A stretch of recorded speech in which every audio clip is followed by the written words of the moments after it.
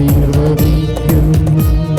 കർത്താവാണ് ദൈവം, അവിടുന്നാണ് നമുക്ക് പ്രകാശം നൽകിയത്. മരച്ചില്ലകളേന്തി പ്രദക്ഷിണം തുടങ്ങും അങ്ങാണ് എൻ്റെ ദൈവം, ഞാൻ അങ്ങേക്കു കൃതജ്ഞതയർപ്പിക്കും.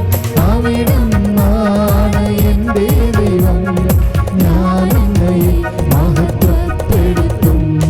കർത്താവിനു കൃതജ്ഞതയർപ്പിക്കുവിൻ, അവിടുന്ന് നല്ലവനാണ്. അവിടുത്തെ കാരുണ്യം എന്നേക്കും നിലനിൽക്കുന്നു.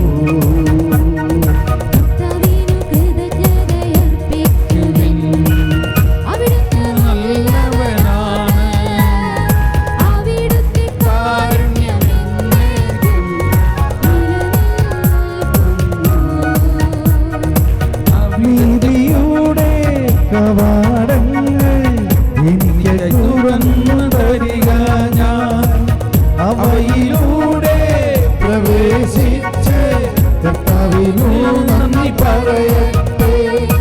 ഇതാണ് കർത്താവിന്റെ കവാടം, നീതിമാന്മാരിലൂടെ പ്രവേശിക്കുന്നു. അവിടുന്ന് എനിക്ക് ഉത്തരമരുളി, അവിടുന്ന് എൻ്റെ പ്രാർത്ഥന കേട്ട് എന്നെ രക്ഷിച്ചു. അവിടുത്തേക്ക് നന്ദി പറയും. ഈ സങ്കീർത്തനം നാളെ നമുക്ക് ശരിക്ക് ചാടിത്തുള്ളി പാടേണ്ട സങ്കീർത്തനമാണ്. ഇപ്പം നമ്മൾ ഇതിൽ നിന്നും ഈ ദൈവനീതിയെക്കുറിച്ചുള്ള കാര്യങ്ങൾ ഇപ്പം തന്നെ ഇതിനകത്ത് മനസ്സിലാവുന്നുണ്ടോ ഇല്ലയോ? അതിൻ്റെ പ്രധാന തീം ഈ സങ്കീർത്തനത്തിൽ കണ്ടോ? പണിക്കാർ ഉപേക്ഷിച്ചു കളഞ്ഞ കല്ല് ഇരുന്നു. അപ്പോൾ അതാരാണത്? യേശുവാണ്. അപ്പോൾ ഈ സങ്കീർത്തനം, നമ്മളൊരു സങ്കീർത്തനം പഠിക്കുമ്പോൾ ഇങ്ങനെ അതിനകത്ത് എവിടെയാണ് യേശുവിനെ കുറിച്ച് എളുപ്പം മനസ്സിലാകുന്ന ഒരു വചനം എടുക്കണം. ഇപ്പം നമുക്ക് മനസ്സിലായി ഇത് യേശുവിനെ കുറിച്ച് തന്നെയാണ്. ഇനി എന്താണ്? ഇപ്പം നമ്മൾ കുർബാനയിൽ ശ്രദ്ധിച്ച് കാണും, നമ്മളിവിടെ കുർബാനയിൽ എന്നും പാടുന്നുണ്ട്, നീതിയുടെ വാതിൽ ഞങ്ങൾക്കായി തുറക്കണമേ. നീതിയുടെ വാതിൽ ഞങ്ങൾക്കായി തുറക്കണമേ. തിരുസന്നിധിയിങ്കൽ പാപികളെ വരെയും മാടി വിളിച്ചവനാ, അനുതാപികളാമേവർക്കും വാതിൽ തുറന്നു കൊടുത്തവനാം കരുണാമയനാം കർത്താവേ, നിൻ സവിധേ വന്ദനവരതം, നിൻ സ്തുതികൾ ഞങ്ങൾ പാടട്ടെ. ഈ വാതിൽ നമ്മളിപ്പോൾ കഴിഞ്ഞ വർഷം കുറേ കേട്ടേക്കണതാണല്ലേ. ഇവിടെയും വാതിൽ എന്ന വാക്ക് മലയാളത്തിൽ നീതിയുടെ വാതിൽ എന്നാണ് എഴുതിയിരിക്കുന്നതെങ്കിലും അതിൻ്റെ ആ ഗ്രീക്ക് ഒറിജിനിൽ വാതിൽ എന്ന് ഉള്ള വാക്ക് നമ്മൾ ഉദ്ദേശിക്കുന്ന രീതിയിലല്ല. എന്താണെന്ന് പറഞ്ഞ സിസ്റ്റർ? അതായത്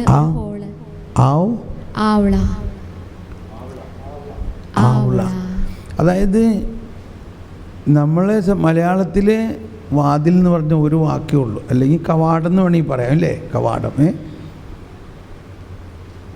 ഇപ്പോൾ സ്വർഗത്തിൻ്റെ വാതിലൊന്നുണ്ട്, പള്ളിയുടെ വാതിലുണ്ട്, വീടിൻ്റെ വാതിലുണ്ട്, തൊഴുത്തിൻ്റെ വാതിലുണ്ട്. ഏത് വാതിലാണ് ഈ പറയുന്നത്? അപ്പോൾ ആ വാതിൽ എന്ന് പറയുന്നത് തന്നെ നീതിയുടെ വാതിൽ എന്ന് പറഞ്ഞാൽ വലിയൊരു സംഭവമാണത്. അത് വലിയൊരു ആത്മീയമായ ഒരു അർത്ഥമാണ് അതിനുള്ളത്. ദൈവം പ്രപഞ്ചത്തെ മുഴുവനും വിശുദ്ധീകരിച്ച് നീതീകരിച്ച് മഹത്വീകരിക്കുന്ന ഒരു വസ്തുതയാണ് മഹത്വീകരണം. ദൈവം സൃഷ്ടിച്ചിരിക്കുന്ന എല്ലാത്തിനെയും മഹത്വീകരിക്കാൻ വേണ്ടിയാണ് ദൈവം നോക്കുന്നത്. അങ്ങനെയുള്ള ഒരു വീക്ഷണത്തിലൂടെയാണ് ആ വാതിലിലേക്ക് നിങ്ങളെല്ലാവരും സ്വാഗതം ചെയ്യുന്നു. തിരുസന്നിധിയിങ്കൽ പാപികളെ വരെയും മാടി വിളിച്ചവനാം അനുതാപികളാമേവർക്കും വാതിൽ തുറന്നു കൊടുത്തവനാം കരുണാമയനാം കർത്താവേ, നിൻ സവിധേ വന്ദനവരതം നിൻ സ്തുതികൾ ഞങ്ങൾ പാടട്ടെ. അപ്പോൾ ഈ സങ്കീർത്തനത്തിലാണ് എനിക്ക് ഈ നീതിയെക്കുറിച്ചുള്ള അടുത്ത സ്റ്റെപ്പ് എനിക്ക് കിട്ടിയത്. ഈ സങ്കീർത്തനം ആദ്യകാലങ്ങളിലൊക്കെ ഈ ക്ലാസ് തുടങ്ങുന്നത് ഈ സങ്കീർത്തനം പാടിയിട്ടായിരുന്നു. ഇപ്പോൾ ഞാൻ കുറച്ചും കൂടി വളർന്നു.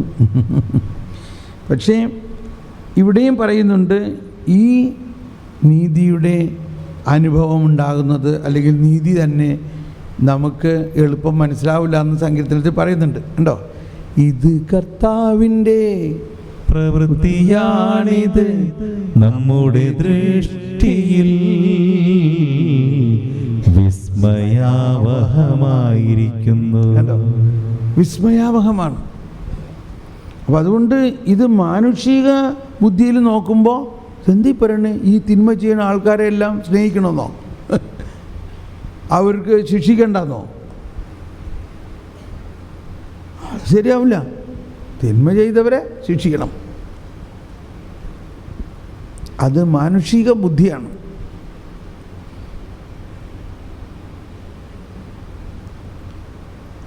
ഒരാൾ കുറേ നാളായി ആ വചനം പറഞ്ഞിട്ട് ഇപ്പോൾ ഒരു കാര്യം വരികയാണ്, അത് കുറച്ചും കൂടി എളുപ്പം മനസ്സിലാവും. ദാവീദ് രാജാവിനെ, അല്ലെങ്കിൽ ദാവീദിനെ കൊല്ലാൻ വേണ്ടി സാവൂൾ രാജാവ് അന്വേഷിച്ച് നടക്കാണ്. 3000 നമ്പർ 1 പടയാളികളെയുമായിട്ട് കാട്ടാട് മലയിൽ ചെന്നിരിക്കുകയാണ്. ഈ ദാവീദിനെ അന്വേഷിച്ചിട്ട് ഇവനെ കൊല്ലണം. എന്നാൽ ദാവീദാണ് രാജാവിന് വേണ്ടി യുദ്ധം ചെയ്തൊക്കെ ചെയ്തു.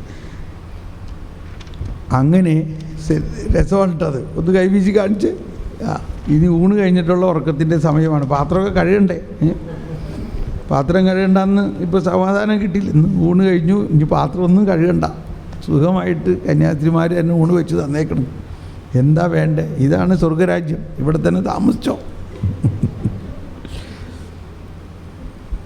ശരിക്കും ഇതൊരു, ഞാൻ തമാശ പറയാൻ അല്ല ഇല്ലേ, നമ്മൾ ചേട്ടന്മാർ ഒരാഴ്ചത്തേക്ക് അമ്മമാരെ ഇങ്ങനെ ധ്യാനത്തിന് വിടണം.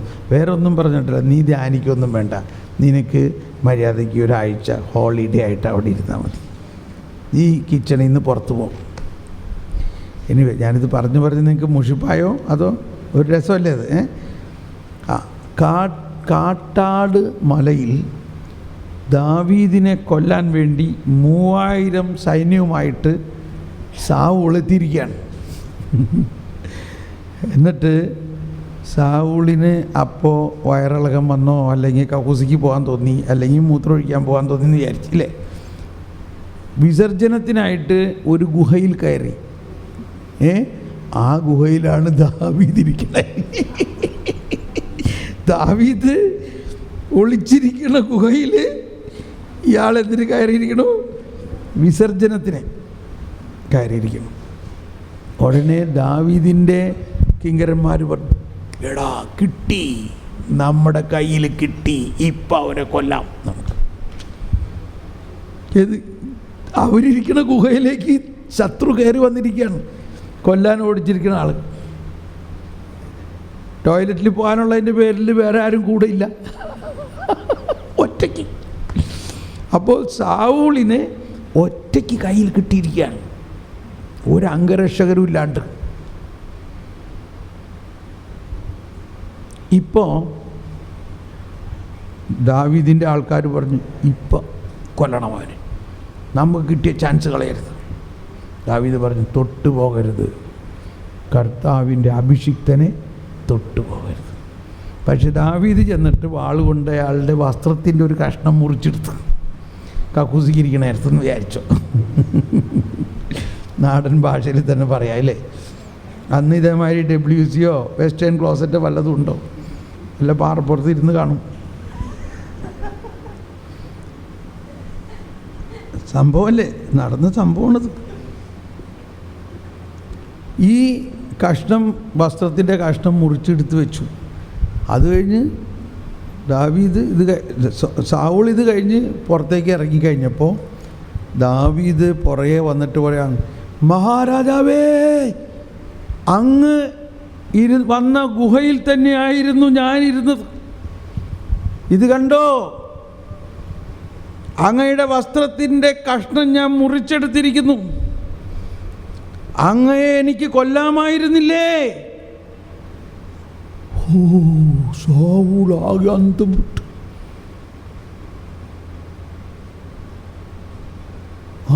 വിട്ടു. എന്താ അയാൾ അന്വേഷിച്ച് നടക്കുന്ന ശത്രു ഈ ഗുഹയിലായിരുന്നു, ഇയാൾ കയറിയ സ്ഥലത്ത്. ദാവീദ് സാഷ്ടാംഗം വീണ് പറഞ്ഞു, മഹാരാജാവേ, അങ്ങയുടെ ശത്രുവല്ല ഞാൻ. ഇതാണ് അതിൻ്റെ അടയാളം. അപ്പോൾ സാവൂൾ പറയാണ്, ഞാൻ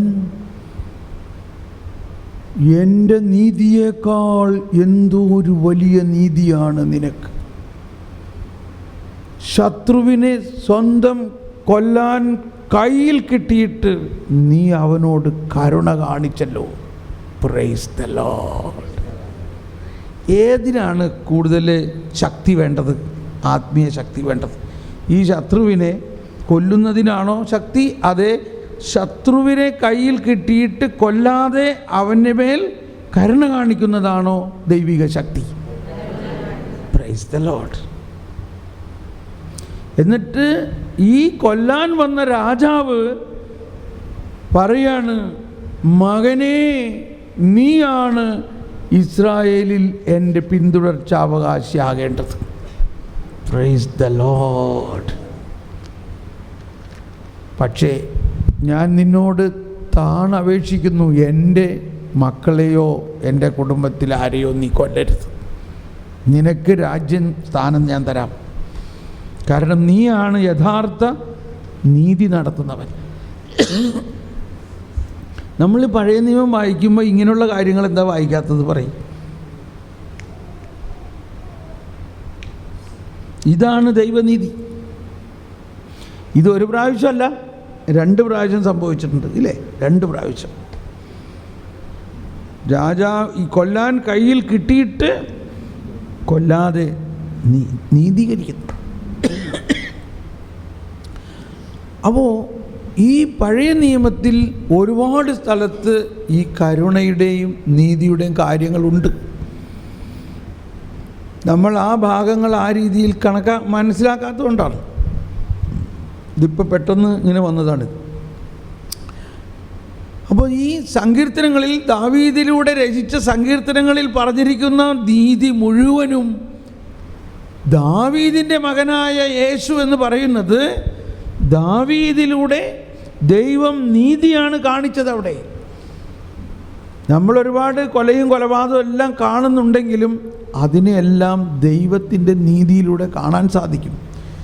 സ്വന്തം മകൻ തന്നെ ആക്രമിക്കാൻ വരുന്നു, കൊല്ലാൻ വരുന്നു. ദാവീദ് നഗ്നപാതനായി ചാക്കൊടുത്ത് ചാരം പൂശി അവിടെ നിന്ന് വിട്ടു പോവുകയാണ്. കാരണം എൻ്റെ മകൻ എന്നെ കൊല്ലരുത്. എന്തിനാ? എന്നെ കൊല്ലുന്നതിന് പ്രതിയല്ല, അവൻ അത്രയും വലിയ ഒരു തിന്മ ചെയ്യാൻ ഇടവരാതിരിക്കാൻ വേണ്ടി രാജാവിൻ്റെ ആ സ്ഥാനം വിട്ട് രാജാവ് അവിടെ നിന്ന് പോവുകയാണ്. അങ്ങനെ അവിടെ എഴുതിയിട്ടുണ്ട്. അവിടെ നിന്ന് അവൻ ഒലിവ് മലയിലൂടെ കയറി ഇങ്ങനെ പോകുന്നു. ഈ രാജാവിൻ്റെ ജെറൂസലേമിൽ ആ ജെറൂസലേം ദേവാലയത്തിൻ്റെ ജെറൂസലേം ദേവാലയം എന്നത് അബ്രാഹം ബലിയർപ്പിച്ച മോറിയ പർവ്വതമാണത്. ആ മോറിയ പർവ്വതം ആണ് ജെറുസലേം ദേവാലയത്തിൻ്റെ സ്ഥലം. അവിടത്തേക്ക് പർവ്വതം എന്ന് പറഞ്ഞാൽ ഒരുപാട് ഉയരമൊന്നുമില്ല, നമ്മുടെ ഇന്ത്യൻ പർവ്വതം പോലെ. അതിൻ്റെ താഴ്വാരത്തിലൂടെ ദാവീദ് ഇറങ്ങി വന്നിട്ട് ഈ ഒലിവുമലയിലൂടെ പോവുകയാണ്, പാടി പ്രാർത്ഥിച്ചുകൊണ്ട്. എന്ത് പാടി പ്രാർത്ഥിച്ചുകൊണ്ടായിരിക്കാം? അതല്ല, അത് വേണ്ട, മറ്റ് ഈ ദൈവമേ എൻ്റെ നിലവിളി കേൾക്കണമേ, എൻ്റെ പ്രാർത്ഥന ചെവിക്കൊള്ളണമേ. ഇതേ ഒലിവുമലയിലൂടെ ഇതേ സങ്കീർത്തനം പാടിക്കൊണ്ട് കർത്താവ് ഈശോ മിശിഹ കരഞ്ഞു കരഞ്ഞു പോവുകയാണ് പിന്നീടൊരു കാലത്ത്. എന്തിനെ പ്രതി? ഇത് രണ്ടും ദൈവനീതിയെ പ്രതിയാണ്. അപ്പോൾ ദൈവനീതി ഇന്ന് നമുക്ക് ക്ഷമിക്കാൻ പറ്റുന്നുണ്ടെങ്കിൽ, ഈ തിന്മ ചെയ്യുന്നവനോട് ക്ഷമിക്കാൻ പറ്റുന്നുണ്ടെങ്കിൽ അത് വെറുതെ അങ്ങനെ ഉണ്ടായ ഒരു കാര്യമല്ല. ദൈവം തന്നെ വളരെ വില കൊടുത്ത് വാങ്ങിയ ഒന്നാണത്. അതാണ് ഈ സങ്കീർത്തനങ്ങളിലെ ഒരുപാട് സങ്കീർത്തനങ്ങളുടെ പ്രധാന ആശയം. ഒരു സങ്കീർത്തനം നമ്മൾ അതിനകത്ത് പറഞ്ഞത്, നീതിയുടെ കവാടങ്ങൾ എനിക്കായി തുറന്നു തരിക, ഞാൻ അവയിലൂടെ പ്രവേശിച്ച് കർത്താവിന് നന്ദി പറയട്ടെ. ആ ജെറുസലേം ദേവാലയം ഇരിക്കുന്ന ആ വലിയ കോമ്പൗണ്ടിൻ്റെ പ്രധാന കവാടം, വലിയ ഒരു കവാടമുണ്ട്. ആ കവാടമാണ് ഇവിടെ ഈ നീതിയുടെ കവാടമായിട്ട് ഇവിടെ പറയുന്നത് ഒരു വിഷയം. This is the gate of victory of the Lord. Victory അവിടെയാണ് ആ 9 വിധവയുടെ മകനെ ഉയർപ്പിച്ചത്. ആ കവാടത്തിൽ അവിടെ വെച്ചുകൊണ്ടാണ്. അപ്പോൾ അതിനൊക്കെ ഭയങ്കര സിംബോളിക് മീനിങ് ഉണ്ട് അതിൻ്റെ. ഓക്കെ, അപ്പോൾ ഇവിടെ ഇത്രയും നമ്മൾ മനസ്സിലാക്കണം. ഈ സങ്കീർത്തനത്തിൻ്റെ ആദ്യം എന്താണ്? കർത്താവിന് കൃതജ്ഞതയർപ്പിക്കുവിൻ, അവിടുന്ന് നല്ലവൻ എന്ന് പറഞ്ഞാൽ അവിടുത്തെ ആ നന്മ, നല്ലവൻ എന്ന് പറഞ്ഞാൽ ആ നന്മയിൽ നിന്ന് വേറെ ഒന്നും വരാൻ പറ്റില്ല. ഇപ്പോൾ ഈ ലൈറ്റ് നോക്കിയേ, ഇത് പ്രകാശമല്ലേ? ഇതേ സമയത്ത് ഈ പ്രകാശിച്ചിരിക്കുന്ന ഈ ലൈറ്റിൽ നിന്ന് അന്ധകാരം വരുമോ? ഒരിക്കലും സാധ്യമല്ല. എന്ന പോലെ പ്രകാശം തന്നെയായ ദൈവം നന്മയാണ്, നല്ലവൻ. He is good, God is good എന്ന് പറഞ്ഞ് shout and song, God is good, good good good good എന്ന് പറഞ്ഞാൽ നന്മ മാത്രമാണ് ദൈവം. ആ ദൈവത്തിൽ നിന്ന് ഒരിക്കലും ശിക്ഷയോ മരണമോ കൊലയോ ഉണ്ടാവില്ല. അങ്ങനെയാണെങ്കിൽ അവന് ദൈവം സൃഷ്ടിക്കേണ്ട ആവശ്യമില്ലല്ലോ. ഇതൊക്കെ ചാരത്തിൻ്റെ പുസ്തകത്തിൽ പറഞ്ഞിട്ടുള്ളതാണ്. ഞാൻ വീണ്ടും അങ്ങോട്ട് പോകണ്ടെന്ന് വിചാരിച്ചുകൊണ്ടാണ്.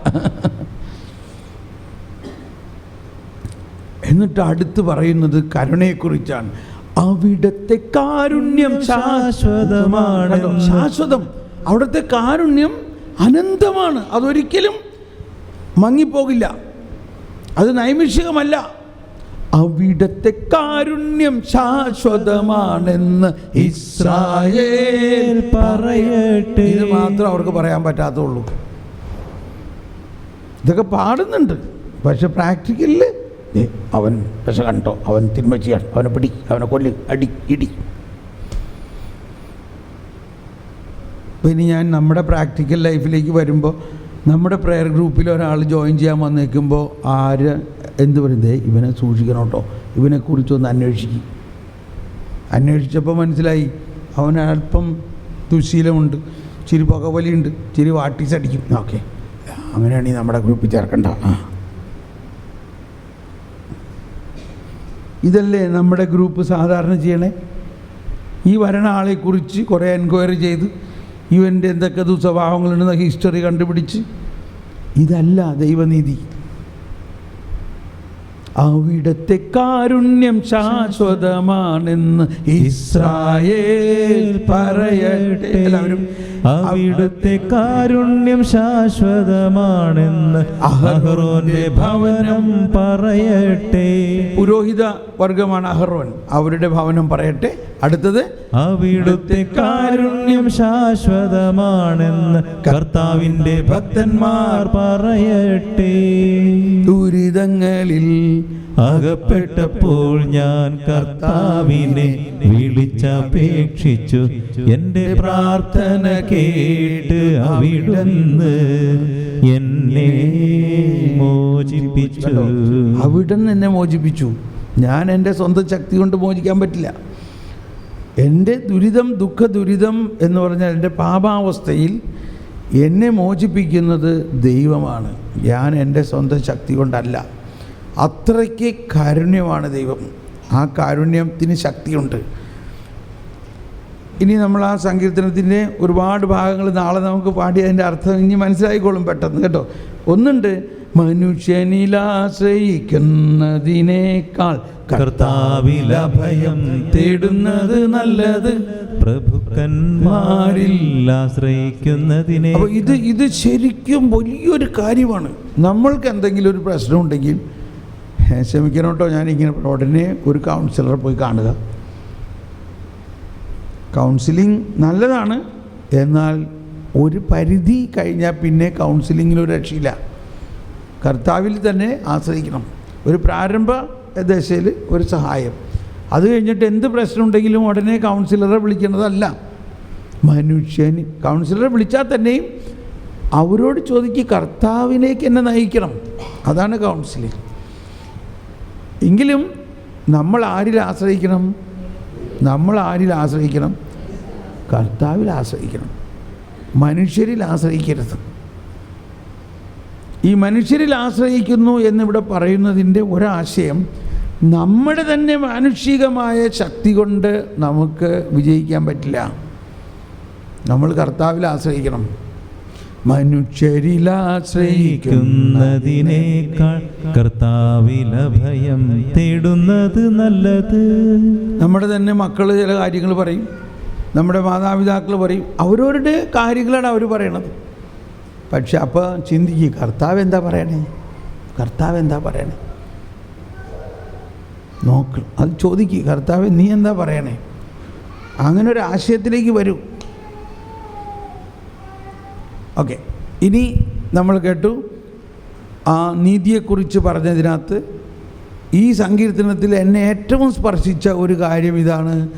ഈ നീതി ഇത് കർത്താവിൻ്റെ പ്രവൃത്തിയാണിത്, നമ്മുടെ ദൃഷ്ടിയിൽ വിസ്മയാവഹമായിരിക്കുന്നു. ഈ ദൈവനീതി ആരുടെ പ്രവൃത്തിയാണ്? കർത്താവിൻ്റെ പ്രവൃത്തി. ഇനി അത് ഞാൻ നാളെ വിശ്വാസത്തെക്കുറിച്ച് അല്ലെങ്കിൽ ഒരു ഇച്ചിരി നമുക്ക് അങ്ങോട്ടേക്ക് പോകാം. നമുക്ക് റോമർ 3 പോകാം. നമ്മൾ റോമർ 10 എടുത്തത്, അതിൻ്റെ അങ്ങേയറ്റത്താണ് തുടങ്ങിയത്. ഇനി അതിൻ്റെ ആദ്യം തുടങ്ങാം. ഇവിടെയാണ് ദൈവനീതിയെക്കുറിച്ചുള്ള ഒരു പ്രബോധനമായിട്ട് പറയുന്നത്. ഇത് കേൾക്കുമ്പോൾ തന്നെ നമുക്ക് ആശ്ചര്യം തോന്നും. അതുകൊണ്ട് ശ്രദ്ധിക്കണം, സൂക്ഷിക്കണം, പുസ്തകം തുറന്ന് വായിക്കണം. അധ്യായം 3:20 വചനം. 3:20 പറയുന്നത്, നിയമം അനുഷ്ഠിക്കുന്നത് കൊണ്ട്, എല്ലാവരും നോക്കി വായിക്കുക. നിയമം അനുഷ്ഠിക്കുന്നത് കൊണ്ട് ഒരുവനും അവിടുത്തെ സന്നിധിയിൽ നീതീകരിക്കപ്പെടുന്നില്ല. നിയമം വഴി. ഇപ്പോൾ നമ്മൾ നോക്കണതൊക്കെ നീതി എന്നാ കാണണമല്ലേ ബൈബിൾ മുഴുവനും. എവിടെ പോയിരുന്നു ഇത്രയും നാളും ഈ നീതി? ഇനി നോക്കിക്കോ, നമുക്ക് കിട്ടുന്ന വചനം മുഴുവനും ദൈവനീതിയെക്കുറിച്ചായിരിക്കും. നമ്മൾ നിയമം കൃത്യമായിട്ട് അനുഷ്ഠിച്ചാലേ നീതീകരിക്കുകയുള്ളൂ അല്ലെങ്കിൽ വിശദീകരിക്കുകയുള്ളൂ എന്നാണ് നമ്മൾ വിചാരിച്ചിരുന്നത്. പക്ഷെ ഇവിടെ പറയണ എന്താ? എല്ലാവരും ഒന്ന് ഉച്ചത്തിൽ കരമുയർത്തിയേറ്റ് പറഞ്ഞേ, നിയമം അനുഷ്ഠിക്കുന്നത് കൊണ്ട് ഒരുവനും അവിടുത്തെ സന്നിധിയിൽ നീതീകരിക്കപ്പെടുകയില്ല. നിയമം വഴി പാപത്തെക്കുറിച്ച് ബോധമുണ്ടാകുന്നുവെന്നേ ഉള്ളൂ. Price the Lord. ഇപ്പോൾ ചില ചേച്ചിമാർ എൻ്റെ അടുത്ത് വന്ന് ചോദിച്ചപ്പോൾ, അതിൽ ഇങ്ങനെയാണെങ്കിൽ കാറ്റഗിസത്തിൽ എന്ത് ചെയ്യണം? അവരെ ഈ നിയമത്തെക്കുറിച്ച് പറയുമ്പോൾ എങ്ങനെ പഠിപ്പിക്കണം? നിയമം പഠിപ്പിക്കണം. എന്ത് പറഞ്ഞ് പഠിപ്പിക്കണം? ഇത് പറയണം, നിയമം എന്തിനാ തന്നിരിക്കുന്നത്?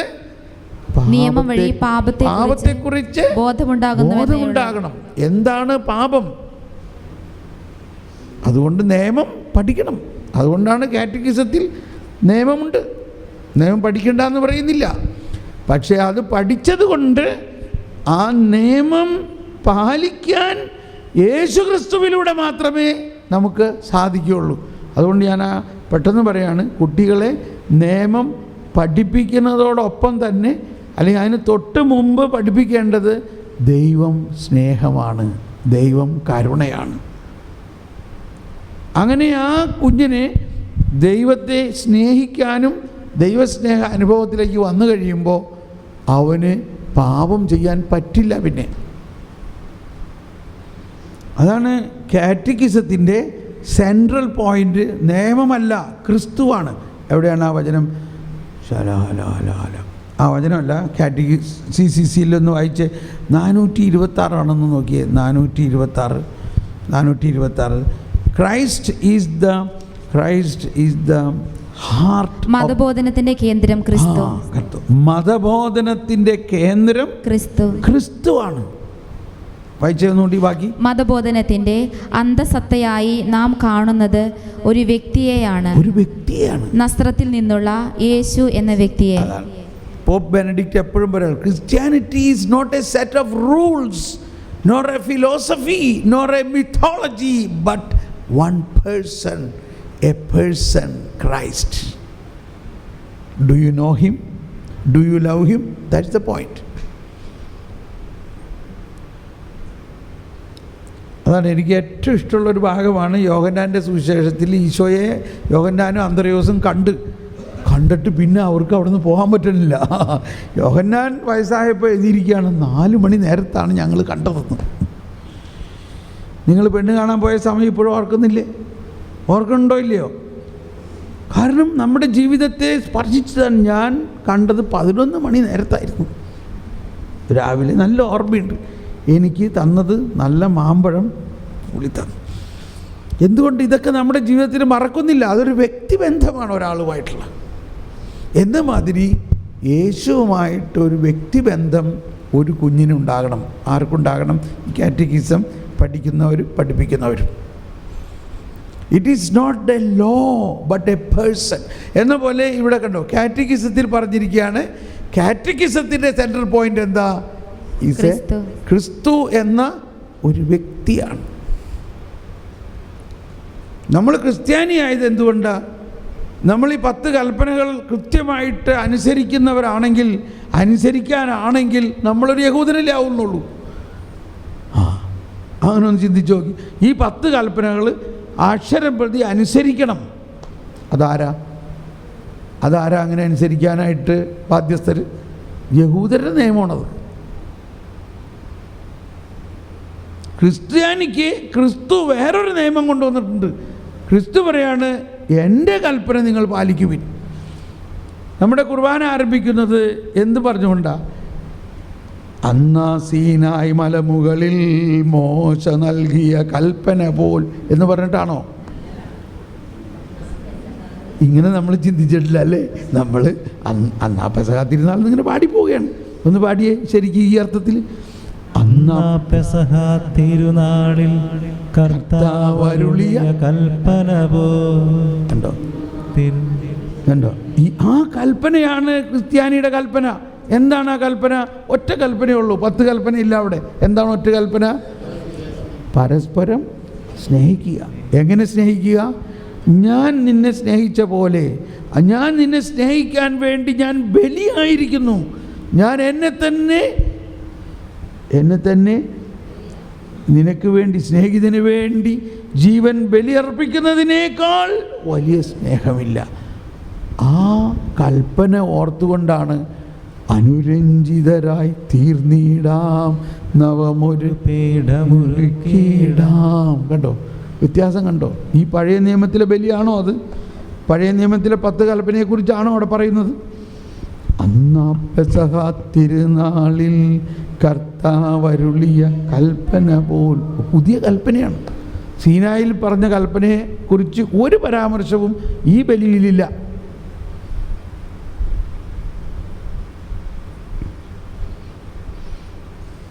ഷോക്കടിക്കണമായി തോന്നാണ് ഇത് കേൾക്കുമില്ലേ? ശരിക്കും ഞാനിതെല്ലാം ഒരു കാലത്ത് ഇതൊക്കെ അറിഞ്ഞിട്ട് എനിക്കങ്ങ് ഭയങ്കര സംശയമായി. ഇത് പറയാൻ പറ്റുമോ? ഒരിക്കൽ ഞാൻ ഇംഗ്ലണ്ടിലെ എങ്ങോടെയോ ഇത് പറഞ്ഞു കഴിഞ്ഞപ്പോൾ കുറേ പേര് വന്നിട്ട്, ബ്രദർ എന്തി പറയണേ, ഞങ്ങൾ ഈ 10 കൽപ്പനകൾ അവിടെ ചില്ലിട്ട് വീട്ടിൽ ഒട്ടിച്ച് വെച്ചേക്കണം, അതനുസരിച്ച് നടന്നാൽ നമ്മൾ സ്വർഗത്തിൽ പോകുന്നതാണ് നമ്മളിന്ന് അവരെ പഠിപ്പിച്ചേക്കണം. ഇതെന്തെന്നിട്ട് ഇപ്പം ഇങ്ങനെ പറയണേ നിങ്ങൾ? അപ്പോൾ ഞാൻ ആലോചിച്ചേടാ, ഇത് പെട്ടെന്ന് പറഞ്ഞാൽ ശരിയാവില്ല.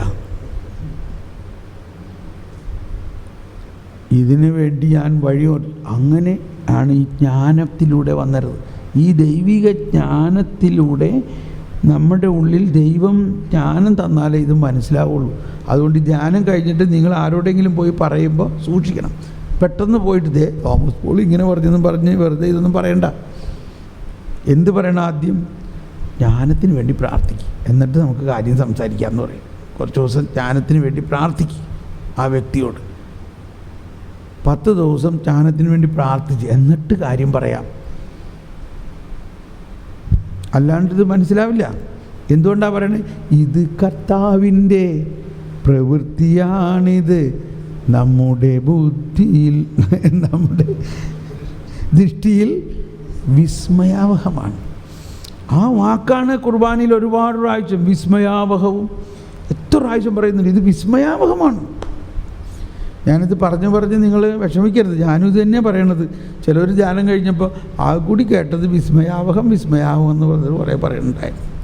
എന്നും പറഞ്ഞുകൊണ്ട് പോകരുത്. വിസ്മയാവഹം എന്ന് പറഞ്ഞാൽ അത് ദൈവത്തിൻ്റെ ജ്ഞാനത്തിന് നമുക്ക് മനസ്സിലാവുള്ളൂ. അങ്ങനെയാണ് ഞാൻ ഇതിൻ്റെ കണ്ടുപിടിച്ചത്. അങ്ങനെ ഇരിക്കെ 2013 ആണ്ടിൽ, ഇപ്പോൾ 4 വർഷമല്ലേ ആയിട്ടുള്ളൂ, ദുഃഖവെള്ളിയാഴ്ച റോമിൽ പരിശുദ്ധ പിതാവിനോടും സഭാ സമൂഹത്തോടും റെനേറോ കാന്തലമേസ എന്ന പാപ്പൽ പ്രീച്ചർ നൽകിയ പ്രബോധനം മുഴുവനും ഈ ദൈവനീതിയെക്കുറിച്ചായിരുന്നു. Price the Lord. അപ്പോൾ അങ്ങനെ എനിക്കൊരു ഭയങ്കര കോൺഫിഡൻസ് കിട്ടി. അത് കഴിഞ്ഞ് ഇനി ഞാൻ കാറ്റഗിസത്തിൽ പറഞ്ഞുതരാം കുറേ കാര്യങ്ങൾ. മുഴുവനും ദൈവനീതിയെക്കുറിച്ചാണ് പറയുന്നത്. പെട്ടെന്നെടുത്ത കാറ്റഗിസം 1994, 92, 93, 94, 94 ആദ്യം വായിക്കുക. എന്നിട്ട് 94 കേട്ടോ. കാറ്റഗിസം ഉള്ളവരൊന്നും തുറന്നെടുത്തേ. യേശുക്രിസ്തുവിൽ പ്രകടമാക്കപ്പെട്ട പരിശുദ്ധാത്മാവിലൂടെ നൽകപ്പെടുന്നതുമായ ദൈവസ്നേഹത്തിന്റെ ഏറ്റവും ശ്രേഷ്ഠമായ പ്രവൃത്തിയാണ് നീതീകരണം. Price the Lord. അതെല്ലാവരും ശബ്ദം ഉയർത്തിയേറ്റ് പറഞ്ഞേ. യേശുക്രിസ്തുവിൽ പ്രകടമാക്കപ്പെട്ടതും പരിശുദ്ധാത്മാവിലൂടെ നൽകപ്പെടുന്നതുമായ ദൈവസ്നേഹത്തിന്റെ ഏറ്റവും ശ്രേഷ്ഠമായ പ്രവൃത്തിയാണ് നീതീകരണം. ഓക്കെ, ഇനി 92 വായിക്കാം.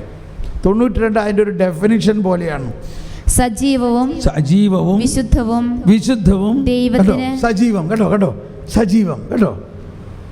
നമ്മളിത് ഇഷ്ടംപോലെ കേൾക്കണതാണ്. സജീവം നമ്മൾ മനസ്സിലാക്കുന്നില്ല. സജീവം എന്ന് പറഞ്ഞാൽ ജീവനുള്ള ബലിയാണ് അർപ്പിച്ചത്. സജീവവും വിശുദ്ധവും ദൈവത്തിന് പ്രീതിജനകവുമായ ബലിവസ്തുവായി തന്നെ കുരിശിലർപ്പിക്കുകയും തന്റെ രക്തം എല്ലാ മനുഷ്യരുടെയും പാപപരിഹാരത്തിനുള്ള ഉപകരണമാക്കുകയും ചെയ്തു. ആ ക്രിസ്തുവിന്റെ പീഡാസഹനത്തിന്റെ ഫലമായി നമുക്ക് ലഭിച്ചതാണ് നീതീകരണം. Price the Lord.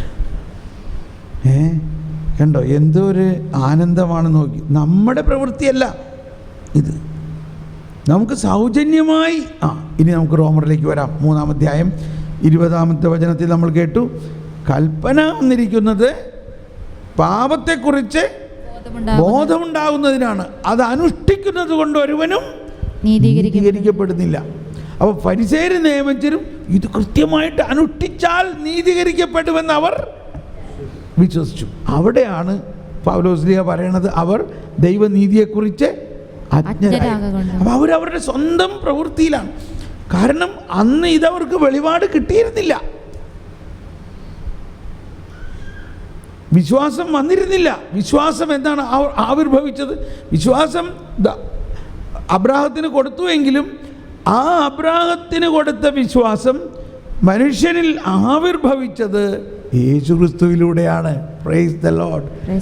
പെട്ടെന്ന് ഗലാത്യ ലേഖനത്തിൽ 3-ാം അധ്യായത്തിൽ എവിടെയാണ് നോക്കിയത്? ഗലാത്യ ലേഖനം 3-ലാണോ അത് 4-ലാണോ? 3. ആ വിശ്വാസം ആവിർഭവിക്കുന്നത് വരെ നിയമം ഒരു പാലകനായിരുന്നു എന്ന് എഴുതിയിരിക്കുന്നത് എവിടെയെന്നാ? 3-ലാണോ? 3 എത്ര? 3:23. ആ, വിശ്വാസം ആവിർഭവിക്കുന്നതിന് മുൻപ് നമ്മൾ നിയമത്തിന്റെ കാവലിലായിരുന്നു. വിശ്വാസം വെളിപ്പെടുന്നത് വരെ നിയന്ത്രണാതീതരായി കഴിയുകയും ചെയ്തു. തന്നിമിത്തം നമ്മൾ വിശ്വാസത്താൽ നീതീകരിക്കപ്പെടേണ്ടതിന് ക്രിസ്തുവിന്റെ ആഗമനം വരെ നിയമം നമ്മുടെ പാലകനായിരുന്നു. ഇപ്പോഴാകട്ടെ വിശ്വാസം സമാഗതമായ നിലയ്ക്ക് നമ്മൾ പാലകന് അധീനരല്ല. ആരോടും പറയണ്ട.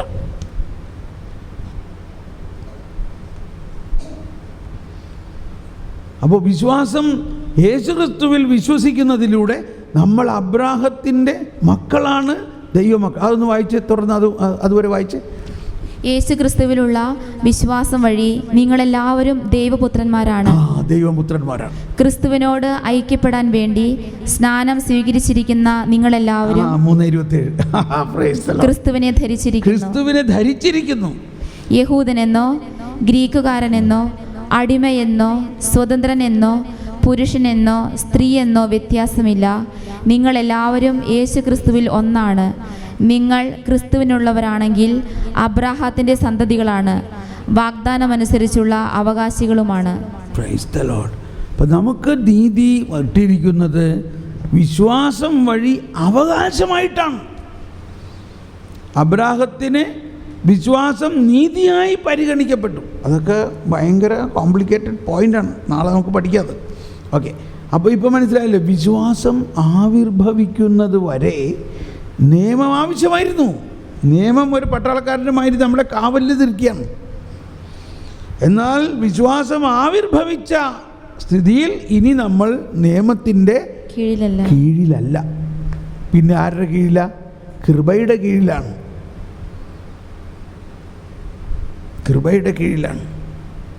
ഓക്കെ, കം ബാക്ക് ടു റോമർ 23-ാം അധ്യായത്തിലേക്ക് വരിക. ഇനി അടുത്ത് ഷോക്ക് കിട്ടണമായിട്ടൊരു വചനമാണ് അടുത്ത് വരാൻ പോണത്. എല്ലാവരും ഗെറ്റ് റെഡി. 3:21. ഇപ്പോൾ ഇവിടെ നമ്മൾ കേട്ടു, ഈ നിയമം അക്ഷരം പ്രതി അനുഷ്ഠിക്കുന്നത് കൊണ്ട് ഒരുവനും നീതീകരിക്കപ്പെടുന്നില്ല. പിന്നെ എങ്ങനെയാ നീതീകരിക്കപ്പെടുന്നത്? 3:21 വായിച്ചെല്ലാവരും. നിയമവും പ്രവാചകന്മാരും സാക്ഷ്യപ്പെടുത്തിയിട്ടുള്ള. എല്ലാവരും ഉച്ചത്തിൽ വായിച്ച് ഇതോടുകൂടി നമ്മൾ നിർത്താൻ പോവുകയാണ്, ആരാധനയിലേക്ക് പ്രവേശിക്കാം. നിയമവും പ്രവാചകരും സാക്ഷ്യപ്പെടുത്തിയിട്ടുള്ള ദൈവനീതി നിയമത്തിലൂടെ അല്ലാതെ ഇപ്പോൾ വെളിപ്പെട്ടിരിക്കുന്നു. Price the Lord. ഈ ദൈവനീതി വിശ്വസിക്കുന്ന എല്ലാവർക്കും ആരെന്നുള്ള വ്യത്യാസം കൂടാതെ യേശുക്രിസ്തുവിലുള്ള വിശ്വാസം വഴി ലഭിക്കുന്നതാണ്. കണ്ടിന്യൂ. എല്ലാവരും പാപം ചെയ്ത് ദൈവമഹത്വത്തിന് അയോഗ്യരായി അവർ അവിടുത്തെ കൃപയാൽ യേശുക്രിസ്തു വഴിയുള്ള വീണ്ടെടുപ്പിലൂടെ സൗജന്യമായി നീതീകരിക്കപ്പെടുന്നു. കണ്ടോ? സൗജന്യമായി. അണ്ടർലൈൻ. നമുക്ക് സൗജന്യമായിട്ടാണത് കിട്ടിയത്. പക്ഷേ അതിനുവേണ്ടി ഒരു വലിയ വില കൊടുക്കേണ്ടി വന്നു. എന്ത് വില കൊടുക്കേണ്ടി വന്നു? കർത്താവ് തൻ്റെ മകനെ ബലിയർപ്പിക്കട്ടെ. അപ്പോൾ സൗജന്യം എന്ന് പറയുമ്പോൾ മനസ്സിലാക്കണം, സൗജന്യമായിട്ട് ദൈവം നമുക്ക് തന്നു, പക്ഷെ ദൈവത്തിന് എന്ത് കൊടുക്കേണ്ടി വന്നു? വില കൊടുക്കേണ്ടി വന്നു. നമ്മളെ സംബന്ധിച്ച് സൗജന്യമായിട്ട് എന്ന് പറഞ്ഞാൽ നമ്മളൊന്നും കൊടുക്കണ്ട, നമ്മളൊന്നും ചെയ്യണ്ട, നമ്മൾ എന്ത് ചെയ്താൽ മതി? വിശ്വസിച്ചാൽ മാത്രം മതി. തുറന്ന് വായിക്കാം ഒരു വചനം കൂടി. വിശ്വാസം വഴി സംലബ്ധമാകുന്ന രക്തം കൊണ്ടുള്ള പാപപരിഹാരമായി ദൈവം അവനെ നിശ്ചയിച്ചു തന്നു. അവിടുന്ന് തന്റെ ക്ഷമയിൽ പഴയ പാപങ്ങളെ അവഗണിച്ചുകൊണ്ട് പരിഗണിക്കാതെ ഇപ്പോൾ തന്റെ നീതി വെളിപ്പെടുത്താൻ അങ്ങനെ താൻ നീതിമാനാണെന്നും യേശുവിൽ വിശ്വസിക്കുന്നവനെ നീതീകരിക്കുന്നവനാണെന്നും തെളിയിക്കാനുമാണ് ഇപ്രകാരം ചെയ്തത്. Okay, praise the Lord. ഈ 21 ആദ്യം ഞാൻ വായിച്ചത്, ഈ അർത്ഥത്തിൽ വായിച്ചത്, ജർമ്മനിയിലെ ഒരു ക്ലോസ്റ്റർ മിണ്ടാമഠത്തിലെ സിസ്റ്റേഴ്സിനെ ധ്യാനിപ്പിക്കാൻ എന്നെ വിളിച്ചു. അതൊരു ചരിത്ര സംഭവം പോലെയാണ് ഈ കാര്യത്തിൽ. അവരെനിക്ക് എഴുതി, വളരെ വിഷമത്തോടെ എഴുതി, ഞങ്ങൾ 4 സിസ്റ്റേഴ്സേ ഉള്ളൂ, 4 പേരെ ധ്യാനിപ്പിക്കാൻ അങ്ങ് വരുമോ എന്ന് ചോദിച്ചുകൊണ്ട്. ആരും അവരെ ധ്യാനിപ്പിക്കാൻ പോകുന്നില്ല, കാരണം നമ്മൾ വലിയൊരു ഗ്രൂപ്പൊക്കെ ഉണ്ടായാലേ പോകുള്ളൂ. ഞാൻ ഉടനെ എഴുതി, ഞാൻ തീർച്ചയായിട്ടും വരാം, നിങ്ങൾക്ക് എത്ര ദിവസം വേണമെങ്കിൽ ഞാൻ അവിടെ വന്ന് ധ്യാനിപ്പിക്കാം. അങ്ങനെ മിണ്ടാമട, അവർക്ക് പുറത്ത് പോകാൻ പാടില്ലല്ലോ, അവർ മിണ്ടാമടക്കാർ. അപ്പോൾ ജർമ്മനാണ്. എനിക്കൊരു ട്രാൻസ്ലേഷൻ, ഒരു പെണ്ണുണ്ട്, അവള് മനസ്സിലാവുന്ന ഭാഷ പറയാൻ വേണ്ടിയാണ്, അവളെ വിമർശിക്കാനല്ല. അവൾ നമ്പർ 1 ഫരിസേയാണ്. എന്ന് പറഞ്ഞാൽ നിയമം അക്ഷരം പ്രതി പാലിക്കുന്നതിലാണ് രക്ഷ എന്ന് വിശ്വസിക്കുന്ന ഒരാളാണ്. പക്ഷെ അവൾ നന്നായിട്ടെല്ലാം ചെയ്യും. പക്ഷേ ഈ വചനം ഞാൻ വായിച്ചപ്പോൾ അവൾ പറയാണ്, ഇതെന്തി പറയണത്? നിയമത്തിലൂടെ അല്ലാതെയോ? എന്താണ് വായിച്ചില്ലേ? ഇതാ 21 വായിച്ചൊന്നുകൂടി. നിയമവും പ്രവാചകന്മാരും സാക്ഷ്യപ്പെടുത്തിയിട്ടുള്ള ദൈവനീതി നിയമത്തിലൂടെ അല്ലാതെ ഇപ്പോൾ വെളിപ്പെട്ടിരിക്കുന്നു. പറയണം, അങ്ങനെയൊന്നും പറയണ്ട കന്യാസ്ത്രീമാരോട്. കന്യാസ്ത്രീമാരെ സംബന്ധിച്ച് നിയമമല്ല അവരുടെ ജീവിതം എന്ന് പറഞ്ഞാൽ തിരുസഭയുടെ നിയമം, കമ്മ്യൂണിറ്റിയുടെ നിയമം, പിന്നെ മഠത്തിൻ്റെ കോൺസ്റ്റിറ്റ്യൂഷൻ നിയമം, പിന്നെ ഈ കൽപ്പനകൾ എല്ലാം കൂടി കൂട്ടിയിട്ട് എങ്ങനെയെങ്കിലും ഇവരെവിടെയാണ്, ആരാണ് ഇവരുടെ ജീവിതം എന്ന് പറഞ്ഞാൽ അക്ഷരം പ്രതി നിയമം. പിന്നെ അവിടെ ഇവിടെ എഴുതി വെച്ചിട്ടുണ്ട് പേടിപ്പിക്കുന്ന മാതിരി, അനുസരണം ബലിയേക്കാൾ ശ്രേഷ്ഠമാണ്. അതോടുകൂടി പേടിച്ച് വിറച്ചാണ് ഓരോരുത്തരും അവിടെ ജീവിക്കണേ. എന്തുകൊണ്ട്? നിയമം ലംഘിച്ചാൽ മര്യാദയ്ക്ക് അല്ലെങ്കിൽ വീട്ടിൽ പറഞ്ഞു വിട്ടുവിട്ടാ. അങ്ങനെയുള്ളിടത്ത് പോയിട്ട് ഞാൻ പറയാണ്, നിയമത്തിലൂടെ അല്ലാതെ നീതി വെളിപ്പെട്ടിരിക്കുന്നു എന്ന്. ഈ ട്രാൻസ്ലേറ്റ് ചെയ്യണ പെണ്ണ് പറയാണ്, അയ്യോ അങ്ങനെ പറയരുത്. ഞാൻ പറയും, ഞാനല്ല പറയണേ, ഇത് കണ്ടോ ബൈബിളിൽ പറയാണ്. എന്താ അതിൻ്റെ അർത്ഥം? അതിപ്പോൾ മനസ്സിലാവും. ഞാനത് പറഞ്ഞു കഴിഞ്ഞപ്പോൾ എനിക്കും തോന്നണ, ഇതെന്ത് ഇതിൻ്റെ അർത്ഥം? അങ്ങനെ തുടർന്ന് നമ്മുടെ വേറൊരു പ്രിൻസിപ്പിൾ എന്താണ്, അർത്ഥം മനസ്സിലായില്ലെങ്കിൽ തുടർന്ന് വായിക്കുക. തുടർന്ന് വായിച്ചപ്പോഴല്ലേ ഞാൻ നിയമം അനുഷ്ഠിക്കുന്നതിലൂടെ അല്ല കൃപ ഒഴുകണേ, യേശുക്രിസ്തു എനിക്ക് വേണ്ടി തൻ്റെ ജീവൻ ബലിയർപ്പിച്ച് കൃപയുടെ ഒരു സാഗരം അവിടെ ഒഴുക്കി വച്ചിട്ടുണ്ട്. അതിൽ വിശ്വസിക്കുമ്പോൾ ഇടുക്കി ഡാം തുറന്ന പോലെ വെള്ളച്ചാട്ടം പോലെ നമ്മുടെ ഉള്ളിലേക്ക് വരികയാണ്, ഫ്രീ, സൗജന്യമായിട്ട്. എന്ത് വേണം പറയും, സൗജന്യമായിട്ട്. ഡാമിൽ വെള്ളമുണ്ട് ഇഷ്ടം പോലെ, കെട്ടിവെച്ചിട്ട് എന്താ കാര്യം? അതങ്ങ് തുറന്നു വിടുമ്പോൾ അത് പ്രദേശം മുഴുവനും നനയ്ക്കുന്നു എന്ന പോലെയാണ് യേശുവിൻ്റെ ഹൃദയത്തിൽ നിന്നും ഒഴുകിയ ആ കരുണ ലോകം മുഴുവനും വേണ്ടി ഒഴുകിയത്. യേശു നമ്മുടെ പാപം തൻ്റെ ശരീരത്തിൽ ഏറ്റെടുത്ത് അതിന് പരിഹാരം ചെയ്ത് ആ രക്തം നമ്മുടെ നീതിയുടെ ഉപകരണമായി it become a instrument for our righteousness എന്നാണ് പറയുന്നത്. അതാണ് നീതിയുടെ വാതിൽ ഞങ്ങൾക്കായി തുറക്കണമേ. തുറന്നിരിക്കുന്നു. അത് വലിയൊരു കണ്ടുപിടുത്തമായിരുന്നു. ഈ 4 സിസ്റ്റേഴ്സിനെ ധ്യാനിപ്പിക്കാൻ ചെന്നപ്പോൾ അവരുടെ ആത്മീയതയിലേക്ക് ഇതങ്ങ് പകർന്നപ്പോൾ അവരും അത് അന്തം വിട്ടു. അന്ന് രാത്രി എനിക്ക് ഒരുപാട് കാര്യങ്ങൾ കർത്താവ് പറഞ്ഞു, ഇതാണ് സുവിശേഷം. നീ ഇത്രയും നാൾ പ്രഘോഷിച്ചത് അത് പൂർണ്ണതയല്ല.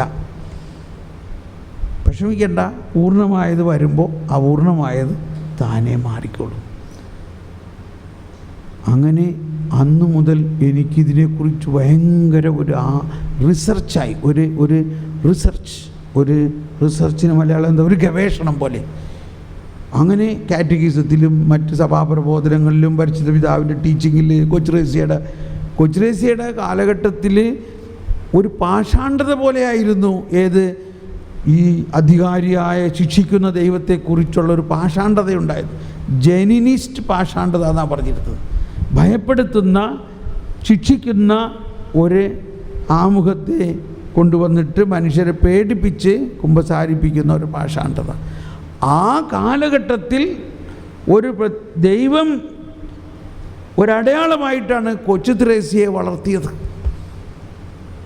ദൈവം കരുണയാണ്, സ്നേഹമാണ് എന്നുള്ള ഒരു വസ്തുത. ഓക്കെ, ഇനിയിപ്പോൾ ഉറങ്ങാൻ സമയമായിട്ടുണ്ട്. നമുക്ക് ഈ വചനം ഒന്നുകൂടി വായിച്ചിട്ട് ഉറങ്ങാമല്ല, ആരാധന ആരംഭിക്കാം.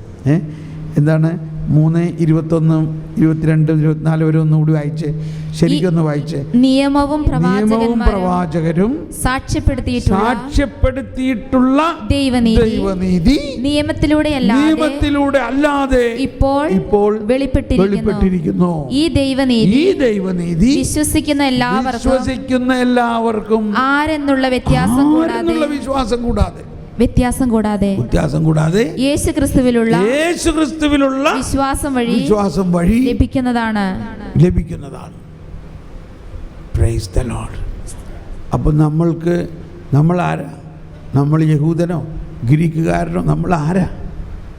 നമ്മൾ യേശുക്രിസ്തുവിൽ വിശ്വസിക്കുകയും സ്നാനപ്പെടുകയും കൺഫർമേഷൻ കിട്ടുകയും വിശുദ്ധ കുർബാന സ്വീകരിക്കുകയും ചെയ്തിരിക്കുന്ന നമ്മൾ ഈ ദൈവനീതിയിൽ മുങ്ങിക്കിടക്കുന്നവരാണ്.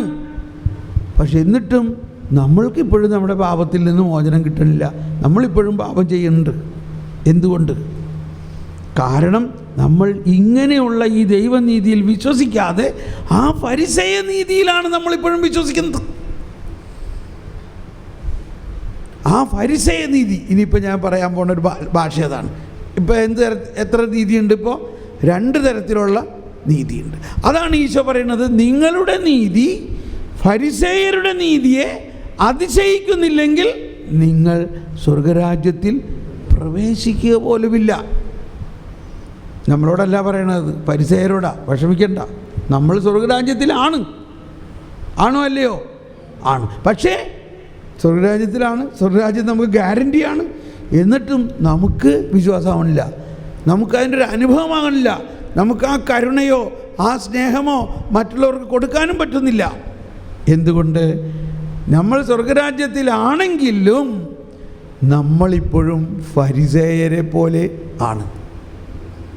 നമ്മളിപ്പോഴും ഒരു ഫരിസേയനാണ്. എന്ന് പറഞ്ഞാൽ ഒരു ഫരിസേയ ക്രിസ്ത്യാനിയാണ് നമ്മൾ. പെട്ടെന്ന് എന്നെ ആകർഷിച്ച ഒന്നുകൂടി പറഞ്ഞോട്ടെ. ഈ ഔസേപ്പിതാവിനെ ഭയങ്കര ഒരു മോഡലായിട്ട് നമുക്ക് കണക്കാക്കാം. മാതാവും അങ്ങനെ തന്നെയാണ്. നമ്മൾ പിന്നീട് അതിനെക്കുറിച്ച് വിശദമായിട്ട് പഠിക്കാം. എന്നാലും ഒറ്റ ചെറിയൊരു വാക്ക്, മത്തായി 1:19 അവളുടെ ഭർത്താവായ ജോസഫ് നീതിമാനാകയാലും അവളെ അപമാനിതയാക്കാൻ ഇഷ്ടപ്പെടായികയാലും അവളെ രഹസ്യമായി ഉപേക്ഷിക്കാൻ തീരുമാനിച്ചു. ഈ ഔസേപ്പ് യഹൂദനല്ലേ? യഹൂദനല്ലേ? അപ്പോൾ അവൻ നീതിമാനാണെന്ന് പറഞ്ഞാൽ എന്തർത്ഥത്തിലാണ് അവൻ നീതിമാൻ?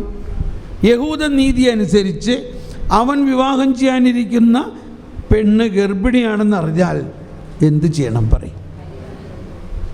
ഉടനെ വേണ്ടപ്പെട്ട ആളുകളെ അറിയിക്കുകയാണെങ്കിൽ എന്തായിരിക്കും സ്ഥിതി? ഭയങ്കര പ്രശ്നമാവും. അവളെ തലമുണ്ടനം ചെയ്ത് അവളെ അവഹേളിച്ച് കല്ലെറിഞ്ഞ് കൊല്ലും. ഞാനിവിടെ പറയുന്ന ആകെ ഇത്രേ മാത്രമേ ഉള്ളൂ. ഔസേപ്പ് എന്ത് പറഞ്ഞു? അവൾ അപമാനിതയാകാൻ ഇടയാകാതെ. ആ കരുണ ഒന്ന് ആലോചിച്ച് നോക്കി. യഹൂദ നിയമപ്രകാരം അവളെ കൊല്ലണം. പക്ഷേ ഈ ഔസേപ്പിൻ്റെ ഹൃദയത്തിൽ അവളോട് കരുണ തോന്നണം. ഇതേത് നിയമമാണത്? ഇതേത് നീതിയാണത്?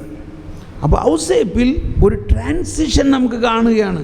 ഔസേപ്പ് ഒരു യഹൂദനാണ് എങ്കിലും ഏത് നീതിയിലാണ് ഔസേപ്പ് ജീവിക്കണേ? ഇപ്പോൾ ദൈവനീതി, ഈ ദൈവരാജ്യത്തിൻ്റെ നീതിയാണ്. അവൾ അപമാനിത, എന്താണ് അപമാനിത എന്നല്ലേ? അപമാനിതയാകാൻ. ഒന്ന് പറഞ്ഞേ, എല്ലാവരും ഒന്ന് പറഞ്ഞേ. അവൾ അപമാനിതയാകാൻ ഇഷ്ടപ്പെടായികയാലും. ഈ ഒരു വാക്കിനെ നിങ്ങൾ നാളെ കുമ്പസാരം വരെ കയ്യിൽ വെക്കണം. നാളത്തെ നമ്മുടെ കുമ്പസാരത്തിൻ്റെ കാര്യങ്ങളാണ് ഇതൊക്കെ. എന്താണ് യഥാർത്ഥ പാപം? നമ്മൾ പറഞ്ഞു സ്നേഹിക്കുക, ശത്രുക്കളെ സ്നേഹിക്കുക. നമ്മളുടെ ഒരു വാക്ക്, ഒരു പ്രവൃത്തി മറ്റുള്ളവർ ചെയ്യുന്ന തെറ്റ് കണ്ടുപിടിക്കുകയും അവരെ അവഹേളിക്കുകയും ചെയ്യുമ്പോൾ മറ്റുള്ളവർ അപമാനിക്കപ്പെടുന്നുണ്ടോ? അതൊക്കെയാണ് നാളെ കുമ്പസാരിക്കേണ്ടത്. അതാണ് ഫരിസേയർ ചെയ്തിരുന്നത്. ഫരിസേയർ മറ്റുള്ളവരുടെ തെറ്റ് കണ്ടുപിടിച്ച് അതുടനെ നാലാളോട് പറഞ്ഞ് അവരെ അപമാനിക്കുകയും ശിക്ഷിക്കുകയും ചെയ്തിരുന്നു. നമ്മളോട് കർത്താവ് പറയുന്നത്, നിങ്ങൾ ആരെയും വിധിക്കരുത്. നിങ്ങൾ വിധിക്കുന്ന വിധിയാൽ തന്നെ നിങ്ങൾ വിധിക്കപ്പെടും. ഇതാണ് നാളെ കുമ്പസാരിക്കേണ്ടത്. നിങ്ങൾ ശരിക്ക് നമ്മുടെ ജീവിതത്തെ, അതാണ് മലയിലെ പ്രസംഗത്തിലാണ് ഇതെല്ലാം പറയുന്നത്. നമ്മുടെ ജീവിതത്തിൽ യേശുവിൽ വിശ്വസിക്കുന്നുണ്ട്. യേശുവിൻ്റെ കരുണ നമ്മളിൽ നിന്ന് ഒഴുകാത്ത സമയം എന്താണ്? നമ്മൾ മറ്റുള്ളവരുടെ തെറ്റ് കണ്ടുപിടിക്കാൻ വ്യഗ്രത കൂട്ടുകയും അത് കണ്ടുപിടിച്ച് കഴിഞ്ഞാൽ ഉടനെ അത് നാലാളോട് പറഞ്ഞില്ലെങ്കിൽ നമുക്ക് ഉറക്കം വരില്ല, നമുക്ക് സമാധാനമില്ല. ആണോ അല്ലയോ? ഇപ്പോഴാണെങ്കിൽ ഉടനെ അത് 2 ടെലിഫോണാണ്, ഒരു നാഷണൽ ഒന്ന് ഇൻ്റർനാഷണൽ. ഉടനെ 4 ആളോട് പറഞ്ഞു. ഒരു ഭാര്യാഭർത്തൃ പ്രശ്നമാണെന്ന് ധരിച്ചോ, ഭർത്താവ് ഭാര്യയായിട്ട് വഴക്കൊക്കെ ഉണ്ടാക്കി പോയി. അവസാനം പുള്ളി വിചാരിച്ചു വൈകുന്നേരം വീട്ടിൽ വന്നിട്ട് ആളെ സംസാരിച്ച് ശരിയാക്കാൻ സെറ്റിലാക്കാമെന്ന് വിചാരിച്ചു. ഇതേ 2 മണിക്കൂർ കഴിഞ്ഞപ്പോഴേക്കും നാട്ടിൽ നിന്നൊക്കെ ഫോൺ വരികയാണ്. നിങ്ങളെങ്ങനെ അറിഞ്ഞത്? ഉടനെ സംഭവം കമ്പി ലോകം മുഴുവൻ അറിഞ്ഞിരിക്കണോ? മറ്റുള്ളവർ അവമാനിക്കപ്പെടുന്ന ഒരു കാര്യമാണ് ദൈവരാജ്യത്തിൻ്റെ ഏറ്റവും ഹാനിയുള്ളൊരു കാര്യം. മറ്റുള്ളവരെ നമ്മൾ വിധിക്കുമ്പോൾ നമ്മളെ തന്നെ വിധിക്കുകയാണ്. അപ്പോൾ ഇതൊരു സൂചന തന്നിരിക്കുന്നു നാളത്തേക്കുള്ള ഒരുക്കം. നമ്മളിപ്പോൾ ഇവിടെ നിർത്താം. നമ്മൾ ഈശോനെ എഴുന്നള്ളിച്ച് വെച്ച് കുറച്ച് നേരം പ്രാർത്ഥിച്ചിട്ട് നമ്മൾ രാത്രി ആരാധനയുടെ ചട്ടത്തിലേക്ക് നമ്മൾ കയറും. ഓക്കെ, കുഴപ്പമൊന്നുമില്ല. റെഡി? ഇപ്പോൾ നമ്മൾ ഇത്രയും ഇന്നലെ മിനിയാന്നൊക്കെ ജ്ഞാനത്തിന് വേണ്ടി പ്രാർത്ഥിച്ചതിൻ്റെ ഗുണം മനസ്സിലായോ ഇല്ലയോ? ഇപ്പോൾ ഈ കേട്ട കാര്യങ്ങളിൽ കുറച്ച് സംശയങ്ങളൊക്കെ ഉണ്ടാകും. പക്ഷെ വിഷമിക്കണ്ട, നമ്മൾ ജ്ഞാനത്തിന് ഇനി പ്രാർത്ഥിച്ചു കൊണ്ടിരിക്കുക. ഇപ്പോൾ ഈശോയുടെ മുമ്പിൽ ഇരിക്കുമ്പോൾ നമ്മൾ പറഞ്ഞില്ല, ഒരു കല്ല് പോലെ ഇരുന്നാലും ആ പ്രകാശം നമ്മളിലേക്ക് വരും. ഈശോ ആണ് നീതിയുടെ വാതിൽ, ഈശോ ആണ് കരുണാസാഗരം. ആ ഈശോ ഇതാ നമ്മുടെ മധ്യത്തിൽ ഇപ്പോൾ വരുമ്പോൾ നമ്മൾ കുറച്ച് നേരം മൗനമായിട്ടിരുന്ന് ഇതെല്ലാം ഈ കേട്ട കാര്യങ്ങളൊക്കെ തന്നെ ഈശോനോട് പറഞ്ഞ് നമുക്ക് കൂടുതൽ മനസ്സിലാക്കാം. Thank you.